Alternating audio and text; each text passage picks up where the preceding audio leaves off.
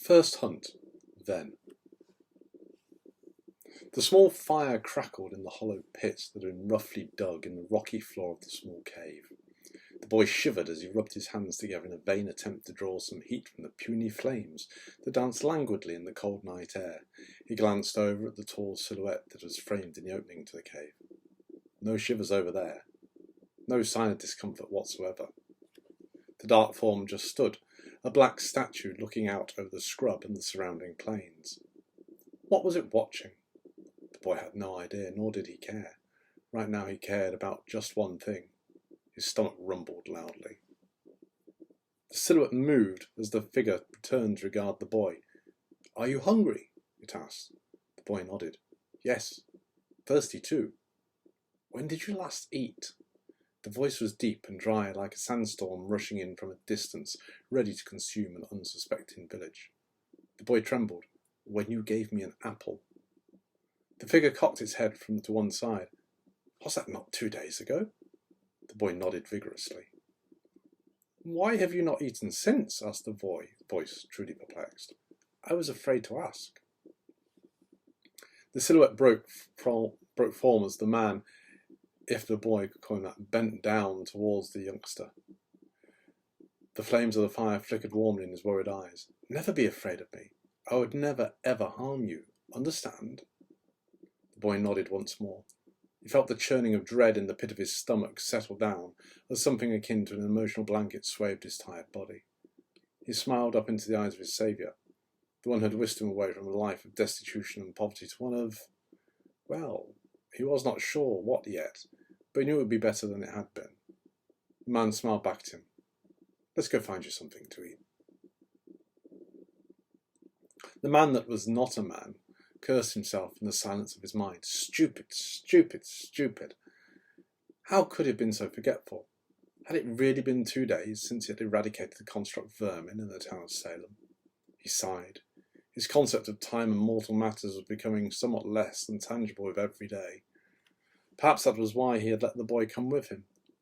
It was a tenuous grasp on day-to-day reality. He looked down at the small chap. How old was he? 10, 11? He was so malnourished it was hard to tell. His tattered clothes hung on him like rags, and his bare feet scuffed the dust as they walked out onto the plains. The creature that looked like a man, but whose heart did not beat and lungs did not breathe, suddenly found himself somewhere else, a happier time, where another young boy skipped idly beside him, carrying over his shoulder a fishing rod that was longer than he was tall. They were off to catch some fish for their supper from the creek near the house. The boy's mother was at home, setting the table and preparing water with which to cook their meal. "What's wrong?" The boy now spoke and dragged the man that was not a man back to the present. "Nothing." The boy pointed upwards. "You have something on your face." He rubbed the heel of his hand against his cheek, and it came away smeared with red, the blood of a single tear. "It's nothing," he reassured his young companion. "Nothing at all." He took the family snapshot, the final moment before his world had died, and locked it up securely in the strongbox of his subconscious. "So, have you ever been hunting before?" The boy shook his head. "No, sir. My dad thought I was too young." "Really?" The man raised an eyebrow and muttered something quietly about modern youth being treated as soft as a horse caress. "So, you've never fired a gun?"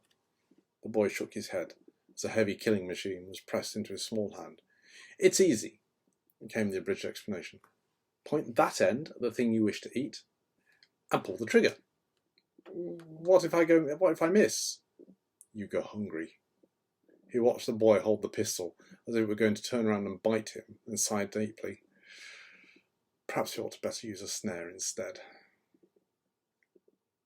Half an hour later, the two hunters were skulking behind a small, scrub-covered mound that overlooked a snare set carefully where the older of the two knew a rabbit would run.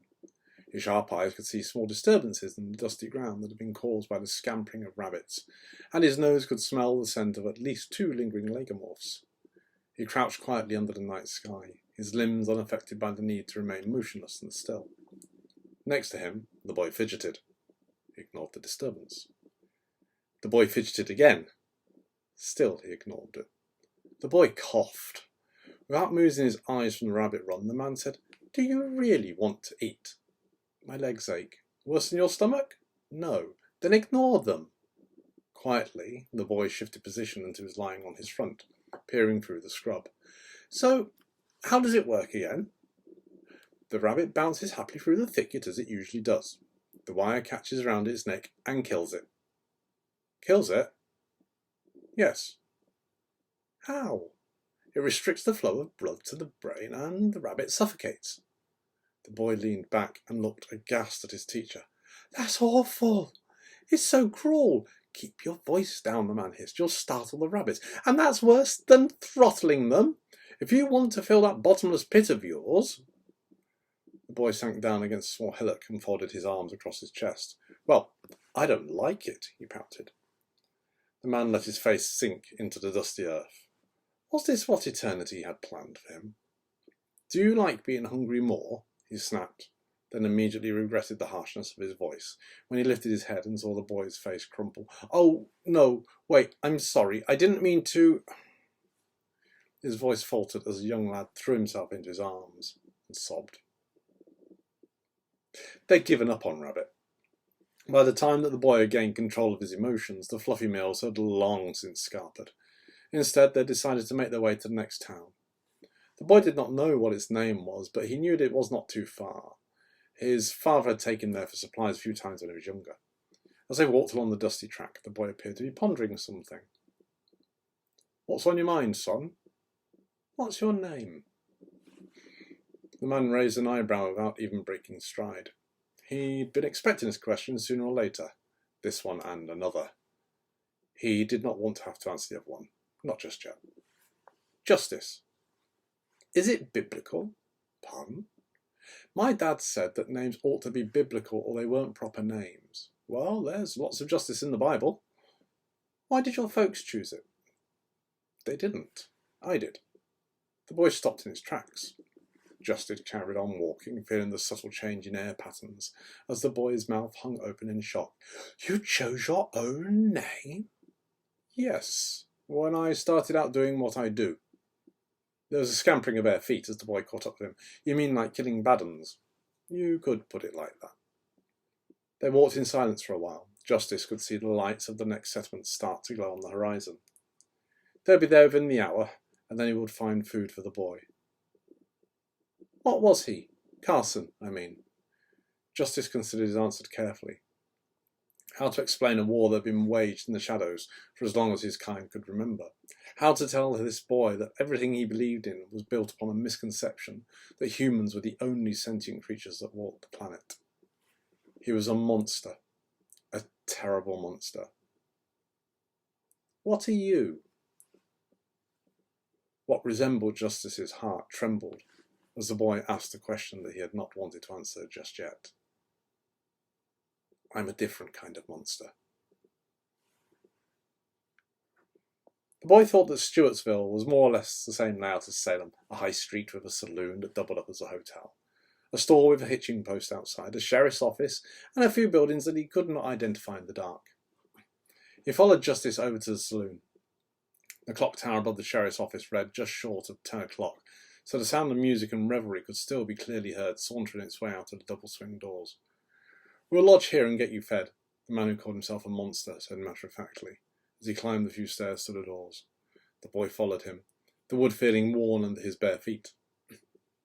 He entered the saloon behind his companion, and the doors swung shut behind them. Silence descended, as all eyes turned towards the tall stranger with the child. The boy tugged at Justice's long coat, and the man peered down at him. Do you always have that effect? The boy asked in a loud whisper. There was a sound of a feminine chuckle followed by a cough, and the awkward silence was broken, causing the background barroom noise to resume. It has been known, Justice smiled. Sit yourself down here. He pulled a chair from under a table for the boy. I'll get us a room. As his companion's boots thunked their way across the floor to the bar, the boy surveyed his surroundings. The saloon seemed to contain all manner of folk. Most of them sat with their friends enjoying a drink at the end of the day. On one table he saw a very pretty lady running her fingers up the chest of a man who must have been her father, judging by the age of him. Although why he had his arm around her in such a fashion, the boy could not tell. He spied an elderly couple at another table. The woman had a touch of grey hair protruding from under her white bonnet, and she sat knitting, whilst her bowler-hatted spouse drank carefully, so as not to get whisky in a voluminous moustache that reminded the boy of a pair of horse-tails. The boy's eyes stopped when they reached the next table. There sat 3 men with whom he did not think he would wish to mix. They wore rough, dusty clothes and scowls that spoke of ill intent. Also, their eyes never left Justice's back as he spoke to the landlord, before turning and beckoning the boy over. "We have a room," he explained as he led the way upstairs. "It sounds basic, but it should suffice. The owner will bring some food up shortly." When they reached the top of the stairs to the landing that overlooked the bar, the boy said, "Those men were watching you." Justice glanced out across the bar and breathed in deeply. For a moment he stood stock still, just as he had earlier in the cave mouth. Then he turned and continued along to their room. He opened the door and stood aside for the boy to enter. "Wait in here. Your food will come presently," he instructed, and made to leave. "Where are you going?" "I have business to attend to," the gunslinger explained, and shut the door. The boy lay back on the huge bed and belched loudly. On the tray next to him lay the carcass of a chicken, a few crumbs of bread, and an empty glass. He felt as if he had eaten like a king. His belly was stretched and full, somewhat uncomfortably so. He rolled off the bed, stretched, and padded around the bedroom in an attempt to aid his digestion. As he did so, he wondered where Justice had gotten to. He glanced out of the window, and the clock tower told him it had just gone midnight. Had 2 hours really passed? The onset of worry started to gnaw where the food lay in his stomach. Surely Justice should be back by now. The boy trotted over to the door and peeked out. The bar was in darkness. Not a soul moved about downstairs, and the lighting had been extinguished. Carefully, so as not to disturb any of the residents, the boy tiptoed along the landing and down the stairs before heading over to the front doors. He pushed one aside and looked out into the street. As he did so, he saw the 3 rough-looking men turning around a corner and down an alley. He remembered the way that they had watched Justice from the table, and the manner in which the gunslinger had scented the room. Were they the same monsters like Carson? Was Justice in trouble? The boy made up his mind to find out, and followed them, silently. The clock tower read 1/4 the hour as Justice re-entered the saloon in a foul mood. The constructs had eluded him. He'd gone back down into the bar and sat waiting until they had left, before following them out into his realm, the night. Then, as he had quietly stalked them through the dark, something had distracted him.